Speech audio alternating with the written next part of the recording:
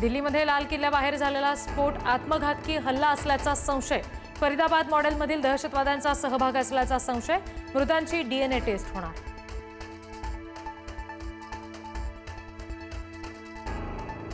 दिल्लीत स्फोट झालेल्या कार मालकाचं पुलवामा कनेक्शन समोर. स्फोटापूर्वी कारवर फरीदाबादमध्ये दंडात्मक कारवाई. जप्त केलेल्या 2900 किलो अमोनियम नायट्रेटचा स्फोटाशी संबंध. दिल्लीतील लाल किल्ला परिसरामध्ये मोठा स्फोट. 9 जणांचा मृत्यू, 20 जण जखमी. एक संशयित पोलिसांच्या ताब्यात. आज चांदणी चौक परिसर बंद राहणार. दिल्लीतील स्फोट झालेल्या कारचा स्फोटापूर्वीचा सीसीटीव्ही समोर.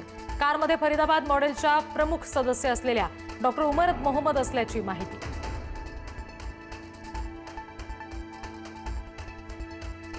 दिल्लीतील कार स्फोटानंतर नागरिकांची जीव वाचवण्यासाठी पळापळ. जीव वाचवण्यासाठी नागरिक सैरावैरा धावले. सीसीटीव्ही आलं समोर.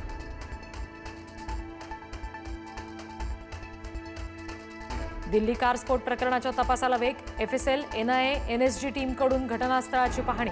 घटनास्थळावरून काही वस्तू जप्त. रॅपिड ऍक्शन फोर्स सुद्धा घटनास्थळी दाखल. दिल्लीतील स्फोटानंतर मुंबईसह राज्यामध्ये हाय अलर्ट. मुंबई, पुणे, नागपूरमधील महत्त्वाच्या ठिकाणी सुरक्षा वाढवली. श्वान पथकाच्या मदतीने वाहनांची तपासणी.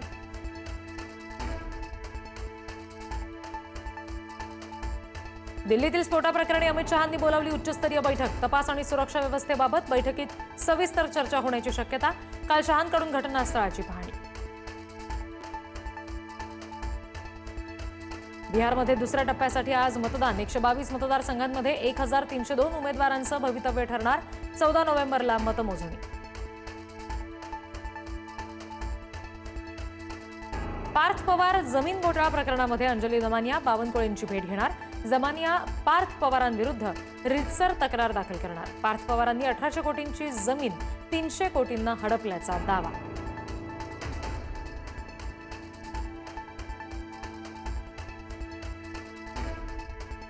चोरीचा मुद्देमाल परत केला म्हणून चोरीचा गुन्हा रद्द होईल का? सुषमा अंधारेंचा पार्थ पवारांवर हल्लाबोल. अजितदादांना जर व्यवहार माहिती नाही तर 300 कोटी कुठून उभे केले? अंधारेंचा सवाल. मुंढवा जमीन घोटाळा प्रकरणामध्ये शीतल तेजवानीचा व्यवहार रद्द करण्यासाठी अर्ज.